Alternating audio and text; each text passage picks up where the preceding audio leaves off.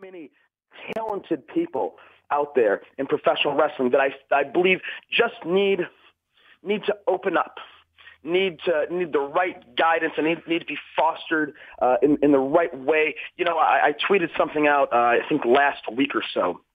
And it's this premise I'm really grasping onto, and I have been. This whole year for me has been an amazing year, creatively, mentally. And I tweeted, the job of a veteran, more than teaching, is to foster an environment that breeds creativity for the younger generation.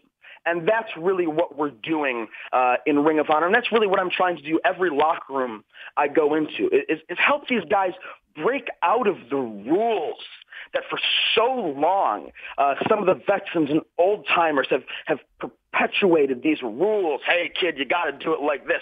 You got to do it like this. And break out of that sort of mentality, that these rules that have been thrown down people's throats for so long, they're not rules. They're tools. They're tools in order to create an emotional connection with the people, to entertain the people, and or to create an emotional connection with them so that they'll in turn keep our business going, pay money for tickets, pay money for pay-per-views, pay money for merchandise, buy the television show, whatever the case may be. They're just tools. So however you go about that is up to you as a performer and up to the booker, but really up to you as a performer to do that. So sometimes when I see these old timers, man, I have to rant for a minute because watching, I got the WWE Network and I was watching the Legends of Wrestling, those roundtable discussions. Yep. And I saw some of these guys and they were burying Bill Goldberg. These guys were burying Goldberg. Goldberg was magic. What a special talent they had. But he didn't have the fundamentals. However you go about creating an emotional connection with the crowd, that's up to you. Maybe he didn't need the fundamentals. He didn't need to take the road you would like him to take to do that, but he did it. And so when I see old-timers just keep shoving this down people's throats, these kids, it puts them in these boxes. And I'm trying to help them get out of the boxes. And that's what we're doing really at Ring of Honor. We really, really are. Now, what are some of the other things that you hear, some of the old rules? I mean, listen, you're a veteran now, and a lot of the younger guys... well, maybe not so much younger guys now, but there's a new generation of veterans that are coming up, and you guys can make whatever rules you want to make. What are some of the older rules? You mentioned, the one with Goldberg, but what are some of the other things that the old-timers rant about today that you just feel, listen, it's 2014 now, we don't need to do this anymore? I'm not trying to show them any disrespect for the most part, but there's some stuff I don't respect. The problem is the concept of rules. I watch some of these guys. I don't want to mention them by name, but if you've seen or heard him talk, you would know exactly what I'm talking about. Why the hell would you pick somebody off the mat? If you pick somebody off the mat, 90% of the match they're winning the mat. If you pick somebody up off the mat, you're telling the people you're not trying to win the match. And that sounds good, doesn't it? That does sound good. And all the stuff that you can say, all those little things like that, they're all great. There's nothing wrong with them, but they aren't rules, they're tools. And all of those little things, they don't amount to the fact that Hulk Hogan was Hulk Hogan, that Steve Austin was Steve Austin, The Rock was The Rock, and they could break any one of those rules. It would not matter. And they created an emotional connection with people that made a lot of money. So it's always more complicated. Wrestling isn't a checklist. It's not a checklist. If you do this, if you do this, if you do this, if you do this, check, check, check, check, check, boom. Now we have business. It's not that at all. So that sort of mentality, it's the mentality that old-timers try to perpetuate sometimes. That needs to be done away with. I want to take everything in. Hey, whatever anybody has to say, I'll take it in. But at the end of the day, it's up to me as a performer to choose my path and how I'm going to then try to create an emotional connection with the people. I can't perform somebody else's art. When they have trainers down in Florida, and I've got some friends down in Florida, and when they talk about some of the guys there who say, you got to do it like this, and you got to do it like this. You don't got to do it like that. And you will die. You will die if you try to live and go out there performing on somebody else's art. I recently read an interview with Booker T where he goes into Vince McMahon's office and says, Vince, when we first came in the company, he says, Vince, I'm dying here. If I keep listening to the agents, you're going to fire me. Please, just let me be me. And if you like me, great. If you don't, then you can fire me. At some point, you have to live or die by your own sword. You have to. And so we're seeing guys do that. We're seeing guys like the Young Bucks now come up and do that. And they are not just living by their sword. They are thriving by it. They're the most over tag team in the world today because they threw it all out and they had it come from that honest place, that angsty place inside of them. And I love it. So many times you hear these interviews with guys, and when they turn that corner, you hear interviews with guys like, in DX or Steve Austin. When they turn the corner, it always comes from an angsty place, doesn't it? It always comes from a place where they just say, basically, screw it, F it. Either I'm gonna flop or I'm gonna become a big star, but I'm gonna do it. I'm gonna do it on my own accord. Now, what's funny about the agents is I would bet you anything that these guys in the back, when they go out on a house show, they may get a different agent one day and a different agent the other, and it's very likely that they are being told different things by different agents. Every agent has his own idea about the way to do things, and I'm sure that there are some guys that are very confused because one guy's telling Dolph, go as fast as you can out there, as fast as you can. Another guy tell him, listen, you're going too fast. Nobody can, no one can keep up with what you're doing here. Slow it down. And I'm sure this can be frustrating for these guys.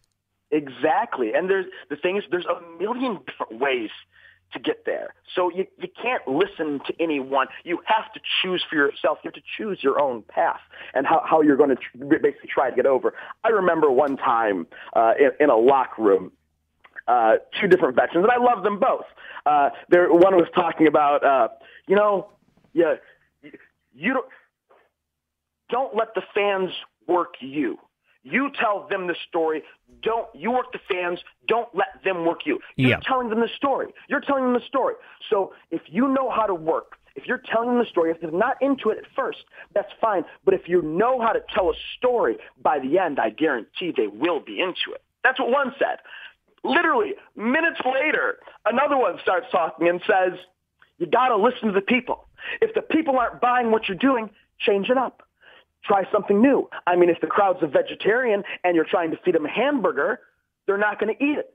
You got to feed them some vegetables then, right? And they both sound good. They both said, yeah, that makes sense.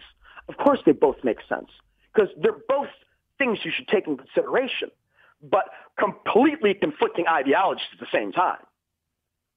Now, when you say that there are guys today that need to open up, is part of that just getting more experience? I mean, if you've only had a handful of matches or 50 matches or whatever, I mean, every match you're stressed out, you're worried about doing everything right, blah, blah, blah, blah, blah.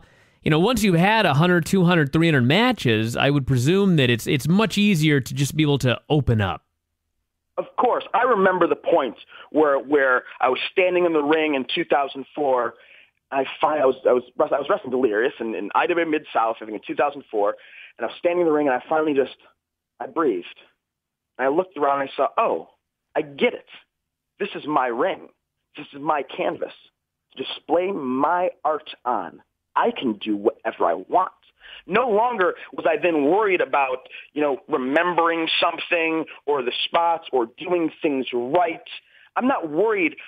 A lot of the problem, in different companies, people worried about getting fired. They can't be worried about getting fired. They can't be worried about bombing because you have to try new things because you don't know what's going to work until you really try it, right? So, of course, that comes with time and that sort of comfort, and then freedom comes with that comfort. It does take time. Do you still get nervous before you go through the curtain? Not really, no. I mean, and certainly whatever nerves I might have, as soon as I walk out of the curtain, they dissipate. You'll find that there's nothing like professional wrestling in that whatever's going on in my life, good or bad, it all washes away. 15 minutes when I'm outside that curtain, it all washes away. Any problems I have, I forget about them. Any nervousness, anything inside of me, it's gone, and I'm there to perform. I'm glad you said that because I have heard sometimes people will use the line, man, the day that you're not nervous when you walk through that curtain is the day you should hang it up. or not even just wrestling, but any sort of performance. And I've always kind of been like, well, at least to me, like at a certain point, you're not nervous to do it anymore, and it's just like it's a natural thing. And the idea that you're still nervous after 15 years in wrestling or something like that. No, that's my house. That's the one place I'm not nervous. Like like Randy the Ram, the only place I get. Sure, fine. I think they got to pull back a little bit on sort of some of the stuff they're giving him, a little bit. But when he cuts that real promo, man, he's as good as anybody. I was working with him back in 2010, and he cut this promo on me, and I watched it. And John and I were never like friends. I like him. We got along well, but we're not friends. We don't call each other up every day, or I talk to him just on occasion. But he cuts this promo on me, and I watch it. And after I'm done watching, I'm like, man, does he not like me for real? Like, he brought me to that place where I thought that, like, something I had said in the promo really insulted him, and he was really like, Jimmy Jacobs, don't ever compare yourself to me. Like, he seemed so genuinely insulted that I would do that. He hit a great line in this promo where he says, Jimmy, you talk about wiping me off the planet. See, man, when you talk, that's just wrestlers talk, which I thought was a great line, because so many times in promos we hear guys talk, and I just go back to Moxley saying that. That's just wrestlers talk. We hear that I hear so many things when somebody says, I'm going to beat you within an inch of your life. Like, yeah. Are you really? Like, that's just what does that even mean, an inch of your life? Right, that's just wrestlers talk, man, and that's part of what I'm really trying to do now. I was in Toronto, and AJ Styles was trying to come up with some verbiage for this promo, and they're trying to sort of put together this well-crafted promo. And he was saying something, he was talking. He's like, all right, so then I'll say, I got a thorn in my side, and I just stopped, and I couldn't handle it anymore. I was like, AJ, would you ever in real life say you have a thorn in your side about something? He's like, well, no. I'm like, well, why are you saying it here? Tell me what you believe. I'm like, AJ, what do you feel about Ring of Honor? He goes, I believe it's the best wrestling in North America. I'm like, great, you really believe that. That's awesome that you believe that. And when people talk about Ring of Honor, and they talk about the pioneers of Ring of Honor, they talk about you, don't they? Like, yeah. I'm like, does that make you happy that people associate you with this company? They're like, yes, it does. I'm like, but who do they talk about more? They talk about Samoa Joe more. They talk about CM Punk more. They talk about Austin Aries more. They talk about Daniel Bryan more. Why? All those guys left the company just like you did. But why do they talk about them more? Because they were world champions, and you weren't. You think you're the best wrestler in the world. You think you're one of them, right? Don't you, AJ? He's like, absolutely. I'm like, all right. And you, as one of the best wrestlers in the world, have never been the best wrestler in the best wrestling in North America, Ring of Honor. How does that make you feel, man? You got something to prove, don't you? You have. It's not a thorn in your side. It's a sort of, I don't say an emptiness, but things aren't quite complete in your career yet until you're the best wrestler in the company with the best wrestling. Like, absolutely. I'm like, all right, there. Now, how does that make you feel? And then he starts just talking about how it makes him feel. And then I'm like, yes, now that's pro wrestling. Fuck if you want to say I have a thorn in my side, fine, fucking say it.